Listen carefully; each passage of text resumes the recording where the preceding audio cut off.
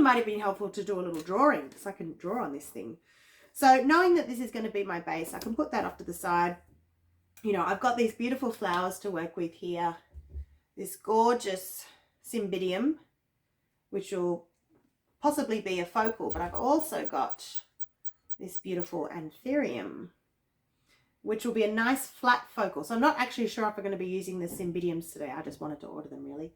So I've got the Antherium. I've got some beautiful Pyrrhus, which will kind of become, well, could sort of be a line flower. It could be a focal.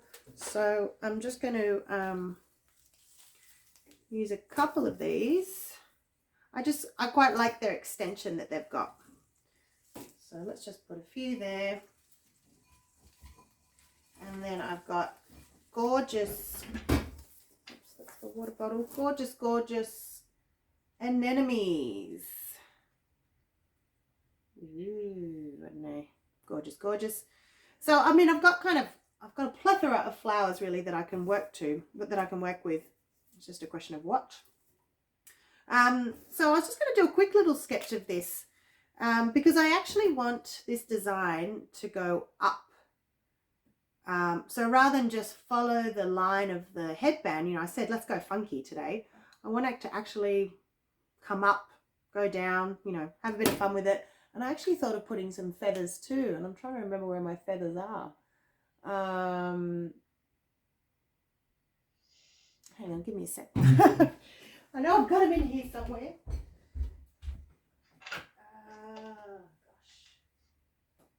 Where have they disappeared to?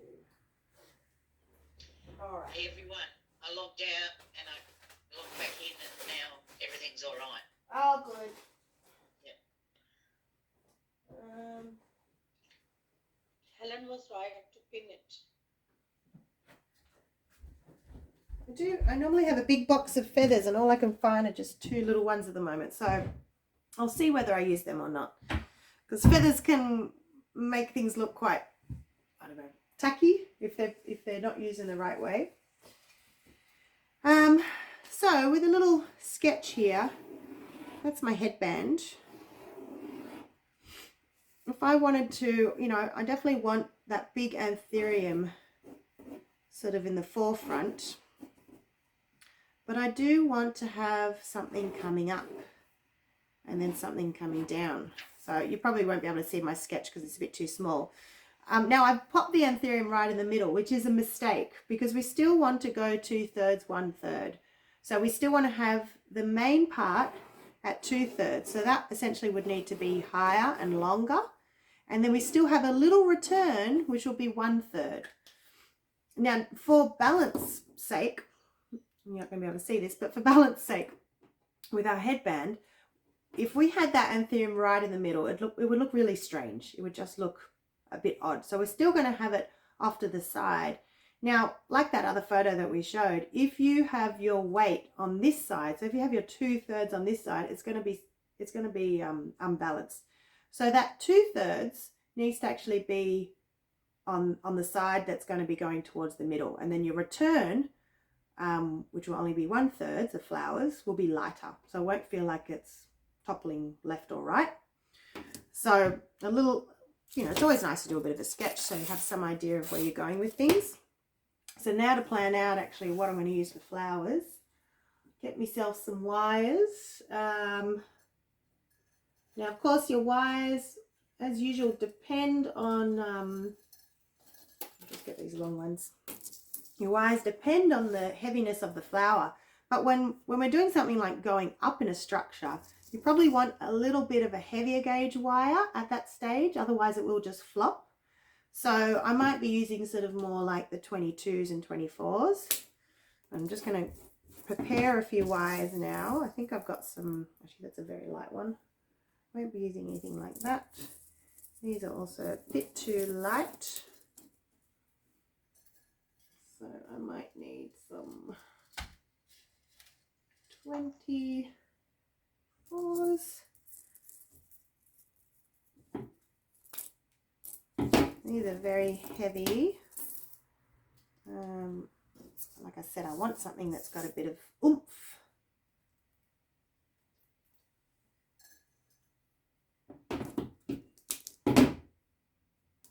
Okay, so they're the lighter ones, they're the heavier ones. Now, Antherium. So that's a little bit bruised. I just want to pick the best one. Of course, the best one is the smallest. I don't want the smallest one, I want the biggest one. Okay, it's going to have to be second best. Okay, so Antherium to wire is a little tricky. So with all these, you don't want much of a stem again, because these are going to be sitting flat close to that band or comb that you want to put it on. So a very short little stem, otherwise the stem will actually get in the way. So I'm just sort of calculating about a thumb length or a finger length of stem. Now, to be able to manipulate this, there's actually a number of ways you can do Antherium wiring. I actually sometimes find just a hairpin through the top of the stem quite good. And you can just test that and see if that's going to work for you. There's other ones that you can actually hook into the stamen itself, but I find then you can see it. And as this is going to be kind of quite a visual piece, you don't really want to see any wires. So it feels a little like I could actually do with a cross wire for this one. I just want a little bit of extra support. So I'm going to turn that one into a cross wire. So stabbing it one direction, stabbing it the other, and then awkwardly and gently bringing down those two wires. So you've got a little bit more support. There we go. So often, you know, you can manipulate that stamen a little bit, but I just want it to basically sit flat anyway. So I'm not trying to angle the Antherium to curve up or anything. Now this very curvy, look at that, very curvy anemone might cause me a few problems. So I'm probably going to have to put a couple of these. But of course, my anemones haven't quite opened because they are fresh from the markets. So I'm just going to try and pick my most open ones. And I'm probably going to have to go with 3. Oh, but only 2 are open. Maybe this one. So you can fluff it a little bit. Tease it to open up a bit more. But realistically, once it's cut from its water source, it hasn't got much of a chance to open anymore. So let me see how we go if I do again a cross wire for extra support. I think I will. I think I've actually got 2 different wires here. Sorry, let me do that one again. Because the stem of the anemone is a little bit weak, but the head is quite bulbous. So I want something that's pretty sturdy. So that cross wire I think is quite good. So let me just do a few more of those. I'm trying to work through my old wires here. So again, a really short stem. I'm stabbing it as high up as I can. And then I'm going again the other way, the other direction. And then pulling down those 2 wires. So it's really nice and sturdy. Last one. Now you can keep the, if you're working over with anemones, you can keep the frilly leaves if you like. What it does is disguise the underneath quite well.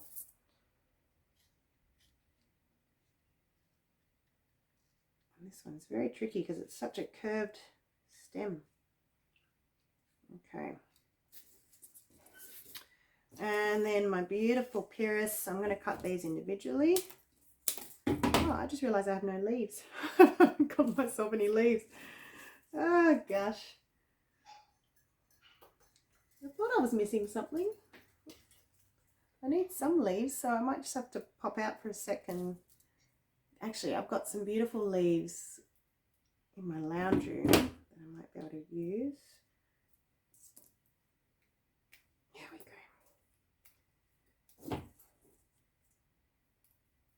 So the pyrus, oh, one of my favorite flowers. It's just so beautiful, like little bells. So I'm just going to try with a hairpin style, resting against the stem rather than stabbing it through. I probably could stab it through. There is still a little bit of stem there. It is a bit floppy, but I don't think I need the cross wire for that.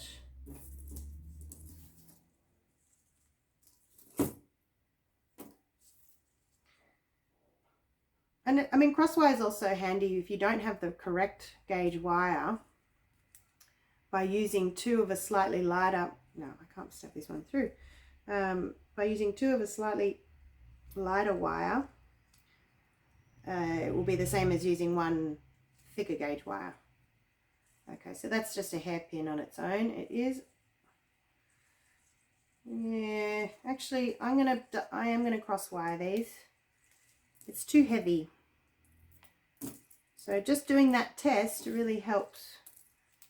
Although I don't know if I can stab this through. So what I'm going to do is actually double prong and make sure I've got a really thick wire.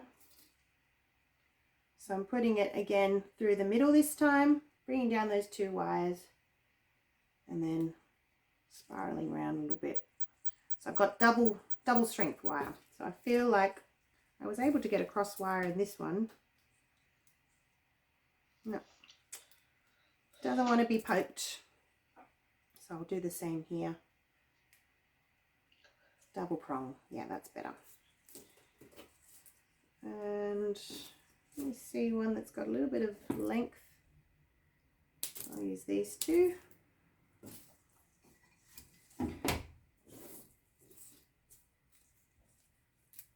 Peel off any leaves that you don't want showing, but you might want a few leaves.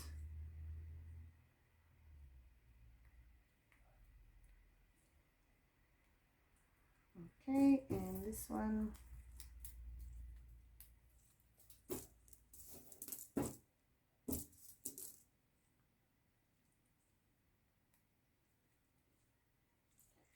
All right, now give me a second, just got to get another leaf or a leaf.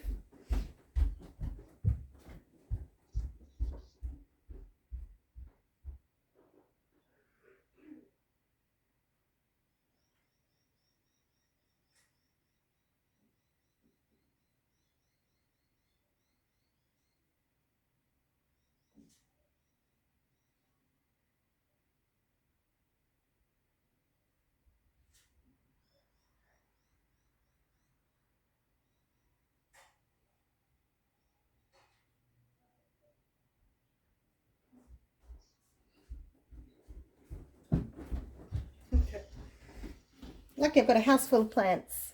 So I've got a little happy plant growing.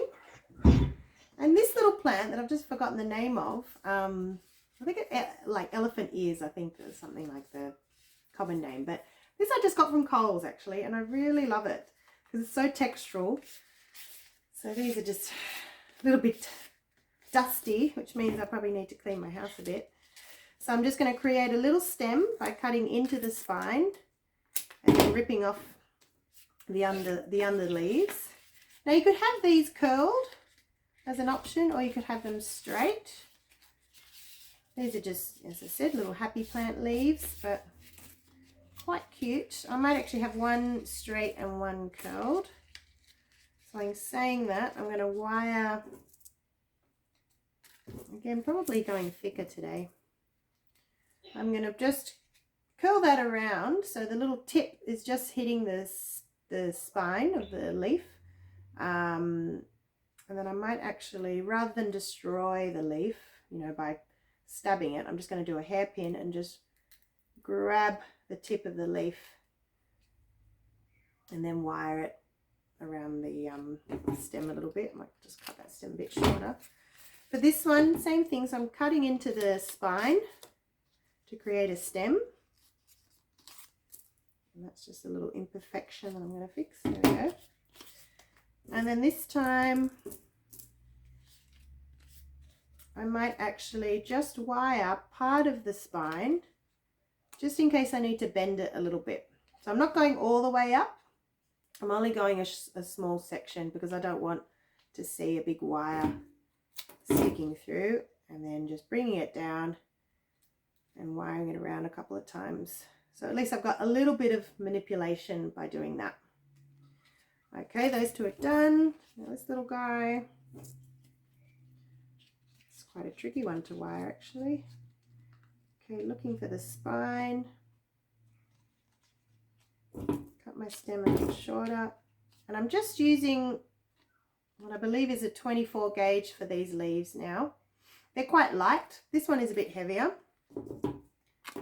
So I still might use a 24. The reason being that if I use a slightly thicker wire and I'm stabbing into the spine, you're going to cause that thicker wire to open up the hole that you've made and possibly tug on the leaf. So just a slightly thinner wire should still be all right, even if it is a bit heavier. What you can then do is grab another wire and then just do a hairpin around the stem itself. So you've kind of got, it's a bit awkward, you've got a couple of wires here, but then your actual prong, your wire that you're holding it with is thicker, and it's just more sturdy, but at least you're not creating a larger hole through that spine. All right, so I think that's all my ingredients. Now to parafilm. I'm sort of wondering whether I actually double up on this. Yeah, let's put another Antherium in there, because those anemones I have are really large and I want this piece to be quite dominant, the centerpiece. So you can layer or shadow. You can do that with leaves, you can do that with flowers, and it's just accentuating that point a little bit better. And that could be for various reasons, that yes, your focal flower is not as large as you hope it would be, so you want to shadow it with another the same, or you know, similar size, maybe a bit smaller, a bit bigger.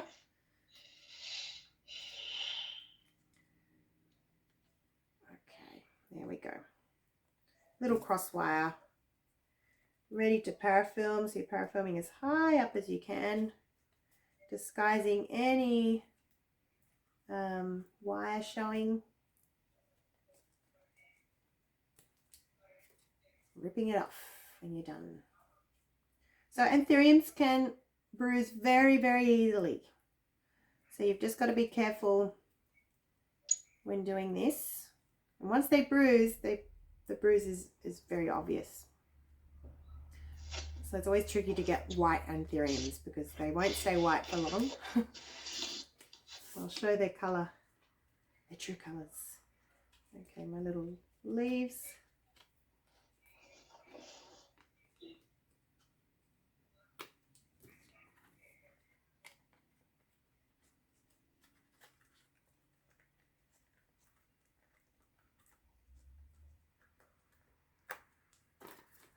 So I've got at least 2 of every material that I'm using.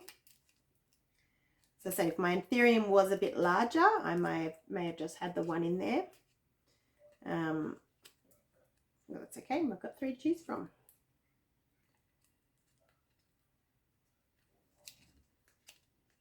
I was very close to buying actually a potted Antherium the other day. I thought, oh, I couldn't actually fit any more plants in my trolley. I thought, I've overdone it. No more room. And they never, I mean, these ones, they're just big and beautiful, but the potted Antheriums, I think, are always kind of smaller and they don't look as spectacular. There's some cut flowers that you still need to purchase. Even a Cymbidium. I mean, I've bought Cymbidium plants in the past, and oh look, they'll last about 6 weeks and then start to die, and they never come back for me. I've got a little graveyard of Cymbidium plants out there that just leaves. So I think I need to add probably some orchid food and stuff. I give up a little bit too easily. I'm like, oh, you're gone. Okay, out you go. But I keep them just in case that one year they'll just bounce back to life. You know, the one thing I love about Pyrrhus is actually the noise it makes. I don't know if you can hear it when I'm... It just has a really funny... It's just the little bells, like the little buds touching each other, but they're so sweet. Just get out of the way. Anemones. All right, now this is the tricky one. So this anemone is so close to the stem, I'm a bit worried its head's going to plop off. So I've got to be super duper careful because it's obviously just been a bit crushed in the packing. So slow and steady wins the race. Now anemones, I love them. I absolutely love them, but they are best as a cut flower. But I saw them in the list and I couldn't resist them. So I'll let you know how long they last wide. But I find that their stems are a little bit mushy. So when you go to parafilm, you sort of feel like you're squishing it a bit. Okay, I got around. Wasn't pretty. In fact, it's still not pretty. I don't know if I've actually, no, I haven't completely covered the stem. So if that happens, just go back and just go really slow around the spot. And because the anemone stems are quite thick, when you're going from the end of the stem to the wire, it's kind of a big jump. Okay, there we go.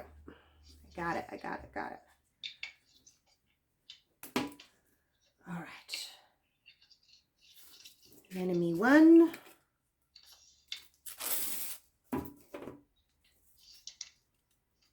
I'm hoping that this will be enough flowers. You know, my picture doesn't really have any other forms except for the Antherium in the middle. But I will do a little bit of a plan before I start to put this together because I'd like to sort of see how it's going to work.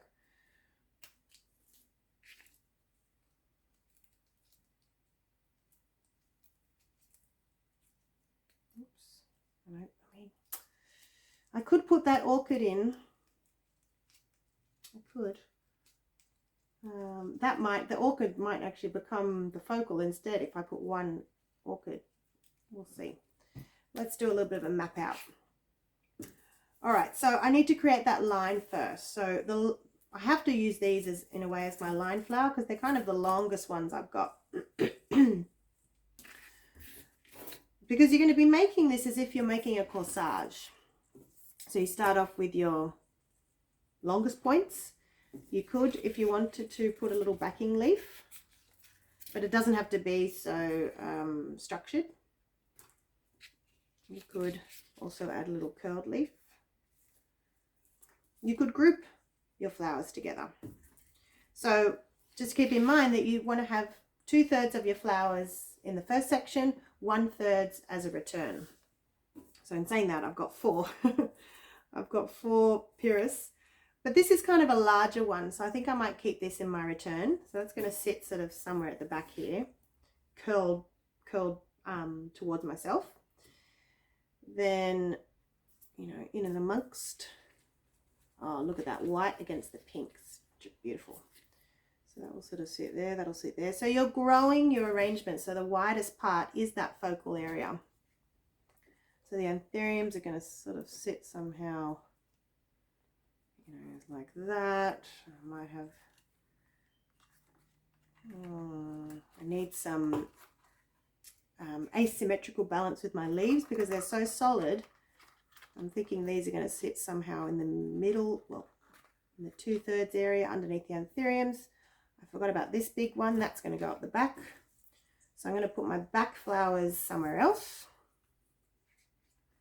My back leaf, which will have to be this smaller one, will go together with that. This will sort of sit somewhere amongst the middle with the anthuriums, so that'll be sort of my midsection. And then I've got my start here. So I don't feel like I've got, what do you reckon, girls? Stick an orchid in? And you're like, yeah. All right, what if I just get one prepared? If I don't use it today, I'll use it tomorrow. What I love about it is it's going to bring the pink and the whites together. So I might be able to just sort of have one, you know, it's a bit of competition between the focals, but if I place it cleverly, it could be all right. So I'm just going to use one big, it's too big, 122. Actually, no, I think I'll cross wire this as well. I'm a bit of a fan of cross wiring because I just feel like it offers that extra support. It's not something I would do in a hurry or when I've got a lot of things to wire, but when we're taking our time, yeah, that's not going anywhere. All right, as an added bonus, the Cymbidium Orchid, the king of all the orchids, or the queen. This exact orchid I had in my wedding, in my bouquet, in the buttonholes, one big beautiful orchid and some leaves. All right, so that's going to be somewhere in there. Okay, so let us get started. So you notice I'm not really using any sort of other types of foliage in and amongst this, but you could have ready, just in case. I mean, I've got this Pyrrhus foliage, and instead of it being wasted, I could have some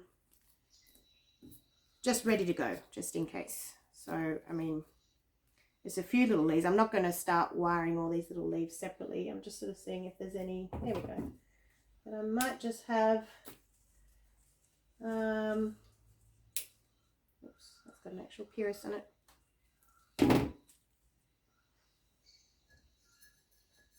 So sorry, I'm still in preparation mode. It's just better to be over prepared than under prepared.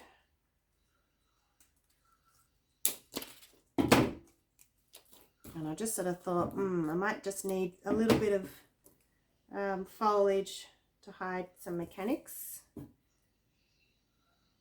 Okay, that's better.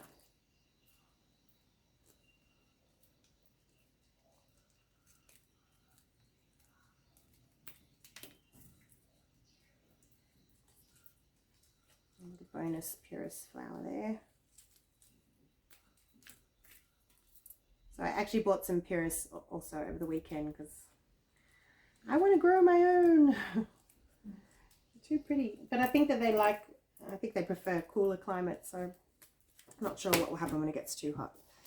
All right, now we can begin. So my nice long piece here, I'm actually going to be using, actually no, I'm going up, aren't I? Almost forgot. So I'm going up with this. Normally I would start down, you know, I would have everything cascading down because I'm following the line of the head or the headband, but in this case I'm actually going up. So in saying that, I'm going to have to create a little bit of something here to hide the fact that this is the back of the leaf. So I'm just going to sort of place these two quite close to one another. And then this Pyrrhus is not probably the best flower in a way to do something like this because it's going to flop forward or down.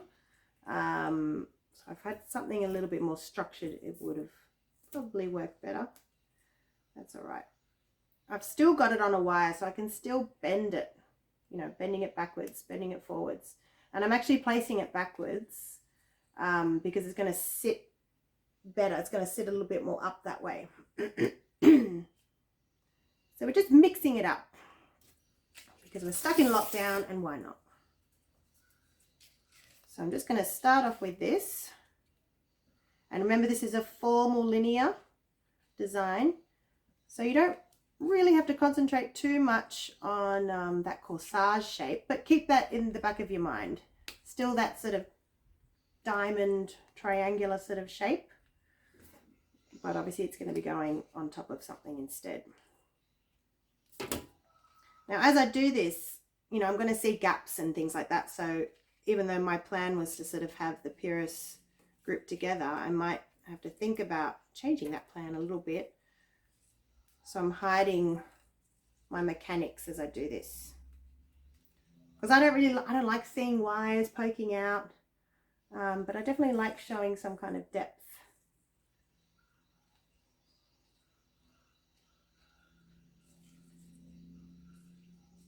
Okay.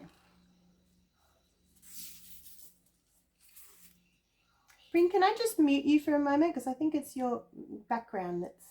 There we go. I just muted you. I could just hear water running or something. Ah, okay. Everything froze. Okay, you're all good now.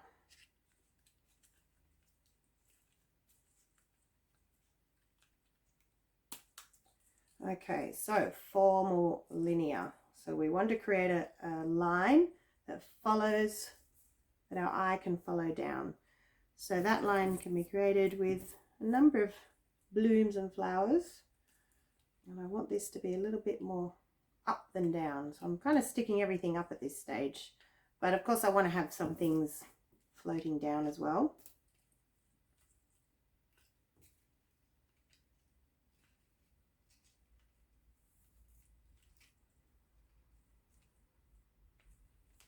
So from all angles, you want to sort of hide your parafilm, your wires, show your best flowers.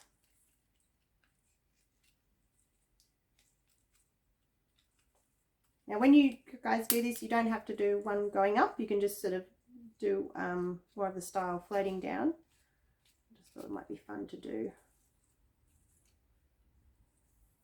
That's what I'm looking at so far. I can't quite put it on my head yet.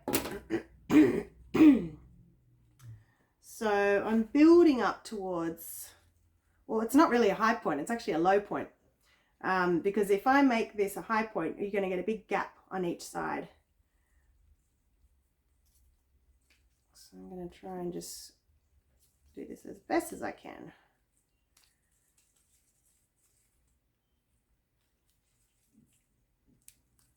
That Pyrrhus is not kind of, there we go. I need to tuck things in to hold the Pyrrhus up.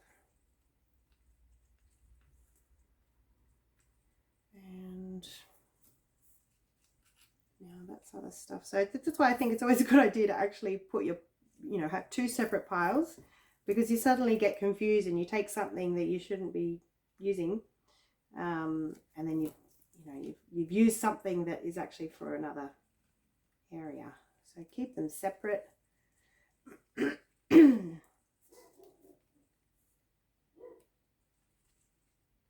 at this stage I'm kind of digging in, I'm bending a lot of my shapes as I place them, just to guarantee that they do have a little bit of height and depth to them. Now these anthuriums, just gonna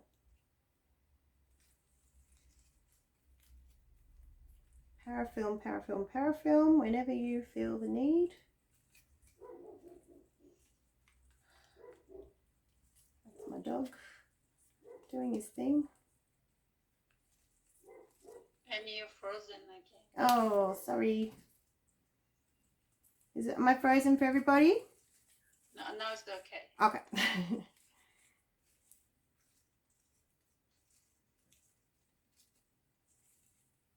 Okay, so I do have a slightly triangular shape, I guess, still. That's what I've got so far. I just want to cover up some of my mechanics now on each side. And actually,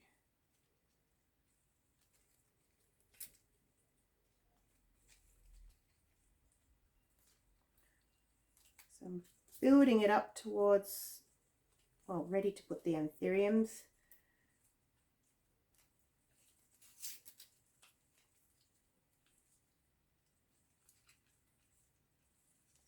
So if you're going to do a strict, formal linear headpiece and you're thinking, oh gosh, what flowers can I even use or forage, just think about the line, the focal, the transitional, and the focal being quite a dominant, larger focal.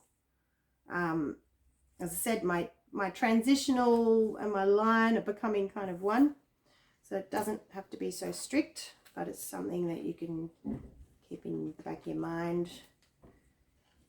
Now this leaf, this leaf is quite funny because it doesn't have an opening.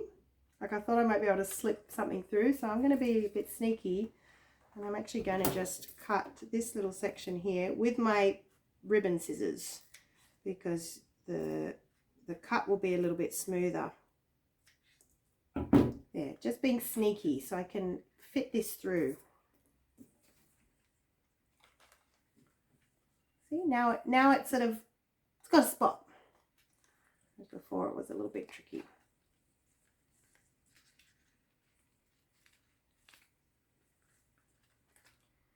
Now I'm thinking, I don't even know if I need the 2 anthuriums after all that.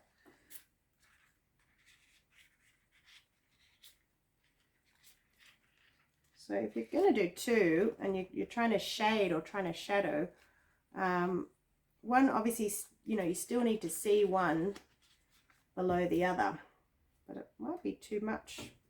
Let's see.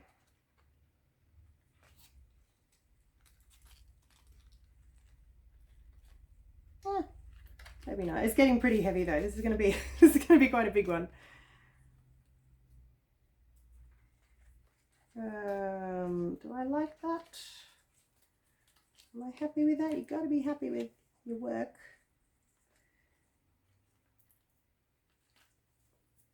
Okay, so this is when it gets tricky, trying to go right underneath all this without damaging anything. Got to be very clever and careful. And then of course the parafilm starts to curl a little bit, which gets really, really annoying. And if that happens, just rip it off and start again. Otherwise you're wasting parafilm. You know, it's going to be going thinner than what you actually want.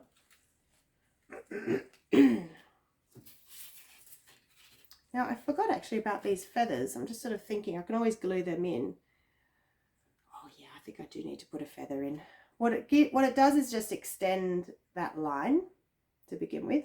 So I think I'll just glue a couple of those at the very end rather than wire them on.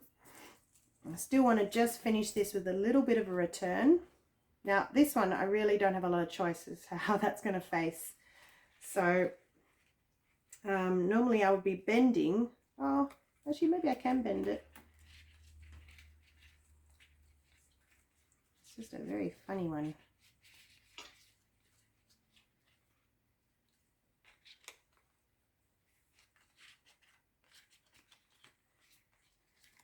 Leaf is causing a few little issues for me. Oh, it's not easy working with fresh flowers again. I got so used to just working with plants. Not actually sure if I can pop that one in where I want it. And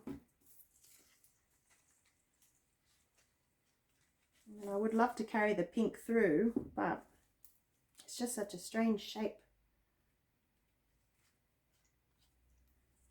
Unless I just put it the way that I thought and not actually bend it because it's already bent. And literally just put it in backwards. Hiding underneath everything.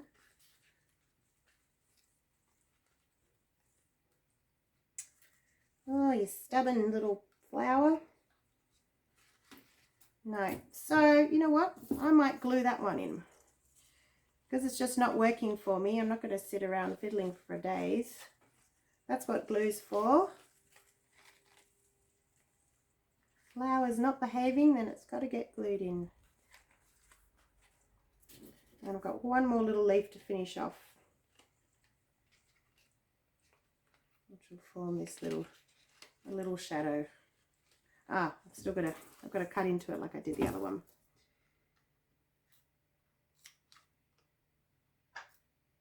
Sorry, leaf, invading your space there.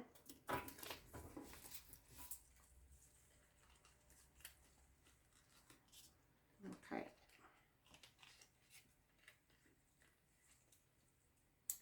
So let me just parafilm all this, see where we're going now.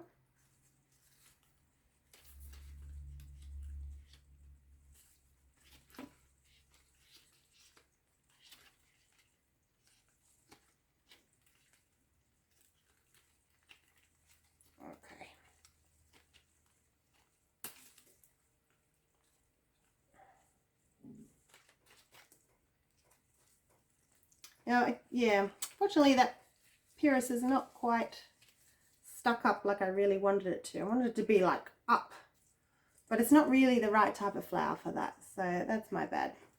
I had an idea, but it hasn't worked out exactly how I want, but that's okay. We modify when that happens. And the problem is it's also facing the wrong way. That's why I thought it might be nice to just have a few little feathers. So I've got my cold glue. Now this Antherium I'm going to just cut off. It's got no stem now, which is fine. I'm just going to try and glue him somewhere just so I feature that pink from top to bottom. So I just have to first figure out where it's going to go before I get all gluey. Actually, it's ballooning up as we speak. It's getting larger and larger as I play with it. So I think I'm just going to have to rest it there, which means a little bit of glue on the actual flower and then a little bit of glue on my intended spot. Now I think you guys might be getting glue gun, cold glue in your kits as well. I think so. Oh, that's good. Yeah.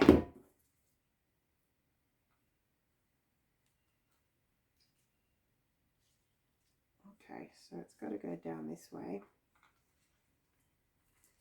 So just find a bit of glue on your actual flower and a bit of glue on the spot. Just helps the cold glue work better. It's not like hot glue. It takes a little bit cold glue. Well, yeah, it's not hot glue, it's cold glue, but it just takes a little bit more time in setting.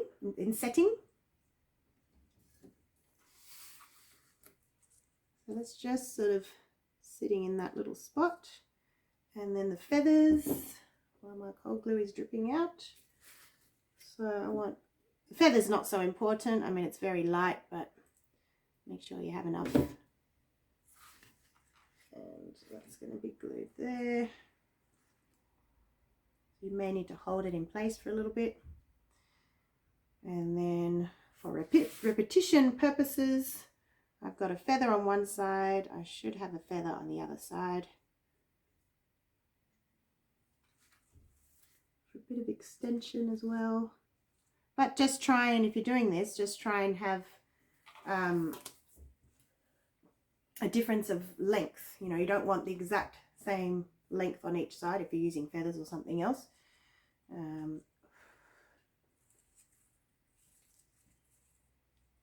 Okay, so it's quite chunky. We'll see how this really sits on my head. Okay, I'm just going to close this now before it all goos out.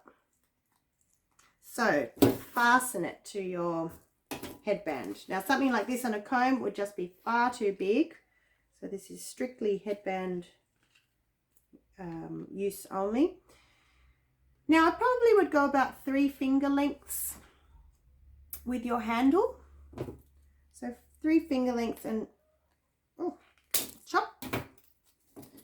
Then it could be as easy, if it's light, you may only need to parafilm your handle to your headband. But if it's quite heavy like mine, you may need a wire or two just to hold it in place a little bit better. So I think that's what I'm going to do. Now my little trick of wiring, you can just grab probably any, 22 gauge wires, but actually parafilm them first. I'm just using 2 because I just want a little bit of extra strength, and they were my leftover wires. I better cut them the same length. So I would sometimes do this with a wrist corsage as well, which I'll show you when we do that design. But just a couple of wires, parafilm them first. And then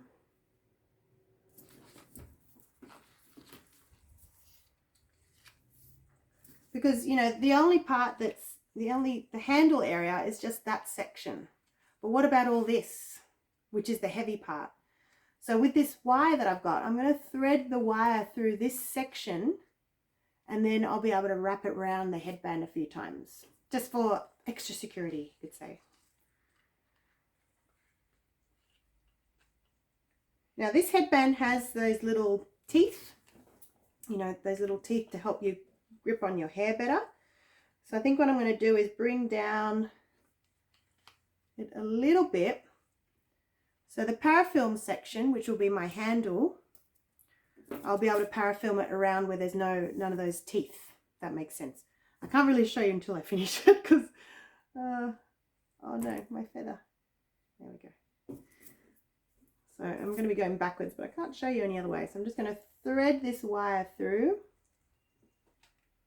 and just kind of bring it in and around, navigating around those stems that I've got. Where is it going? There it is. So I don't think there's a real right and wrong way to place this on a headband. I think probably florists over the years have just done a bit of trial and error and seen what's worked best. But this is just one method that I know works pretty well. So I don't know if you can see that, how I'm actually just wiring it through, we call it the corsage, the bit that's on top. Wiring it through the corsage with my parafilmed wire, and I'm just going to go around a couple of times. Pull it tighter. Try not break any stems as you do this. That's always the aim of the game. Don't break any stems. And also, I've just realized I've finished the wire, unfortunately, underneath. That's fine. I'm just going to pull down the wire a little bit, and then I'm going to parafilm that bit again. So parafilm, obviously, as much as you can to hold the corsage to your headband. And it'll obviously be parafilmed where the handle is, because you can, but you can't parafilm any higher up because you've got all your stems there. Then I'm going to ribbon this anyway. So you're going to disguise the section that you're attaching.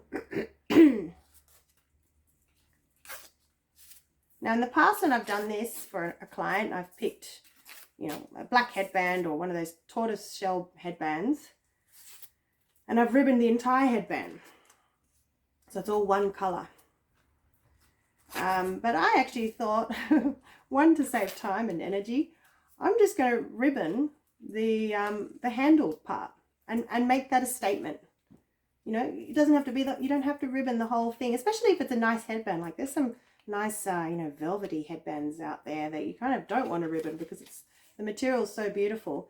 This is not an attractive headband, it's plastic. But I don't actually mind the little bit of shininess, the light color pink that it is. So I just thought I'd pick a hot pink. Doesn't really match anything, but it's the only hot pink that I've got. And it's just leftover ribbon. Okay, so I'm just making sure that this handle is firmly attached to the headband, because it would be an absolute nightmare if the client that's wearing this suddenly falls off. So this part you've got to get right. And the only way to do that is to experiment, do one for yourself, wear it for a couple of days and see, or for a day, a couple of days, and see how it sits. So before I ribbon this,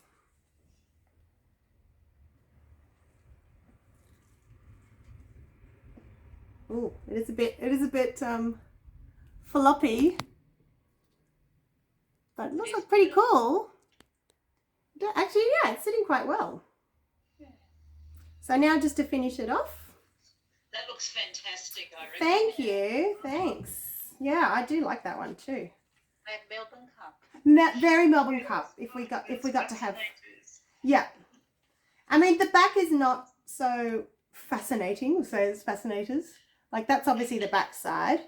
So it's just something to keep in mind that, you know, maybe I needed a few extra blooms just to hide that.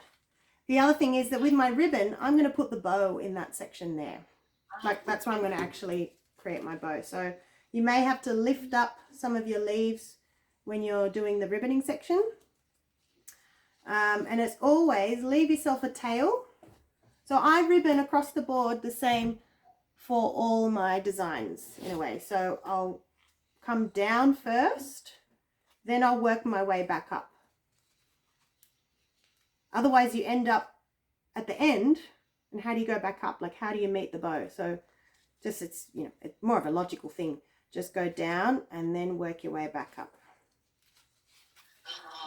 Yeah, got it. And I'm just using like a little ribbed ribbon that I've got. You know, as beautiful as organza is, it's very slippery to work with. It'll work well on the parafilm, but in areas where you're maybe touching the real headband, it might get a bit slippery. And so the other option is that you would completely parafilm the entire headband, which is a bit time consuming. But I just thought I'm just going to coin a new technique here, which I'm sure has been done, just to ribbon the little section of the handle, but make it a statement ribbon. It doesn't mean you don't have to match the headband. On the contrary, you want actually a little bit of contrast, or, you know, another color that is featured in your corsage, but not so matchy with the headband. Just food for thought, food for thought. Now, I can't do much about the area there that I put that wire. It is showing a little bit. Oh, if I was feeling up to it, I might be able to. I need a chopstick. Lucky I've got one. I'm going to try and poke through the ribbon, just through the midsection, to disguise. That's why a chopstick's actually quite a handy tool. Chopstick or tweezers, which I actually have tweezers. So to try and pull it through. And really, it's just the art of disguise. I mean, it's going to be on their head, on the client's head, but still, if you just want it to be super duper finished beautifully, that's what it's all about. Finish. And now it's disguised. So I can do that again. It wasn't too painful. I think a lot of the times we avoid things because you think, oh God, it's just too hard to do. But, oh, that's not the right one. I now understand why bows are a good thing. Yeah. Yeah, yeah. Yep. Yeah, love them or hate them, they can be a necessity. Okay, now it's covered. Even if it wasn't covered, it's not like the wires were exposed. The wires were covered with parafilm. It's just that, you know, parafilm itself can be a bit unsightly. I don't have any more pink bow to do the bow. Okay, I'm just going to have to do an old school bow here. So just more like a shoelace bow, because I've actually run out of this particular ribbon. That's all right.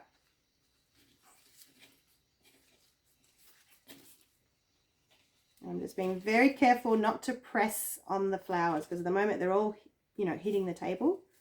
But that's it. I got it. Recut some of your edges if you need to. And then see how it looks.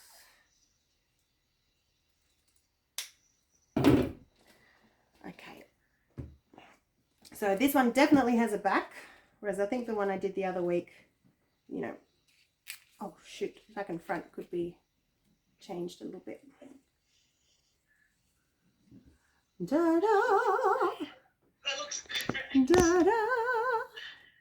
That's superb. There we go. I did achieve what I wanted to. Amazing.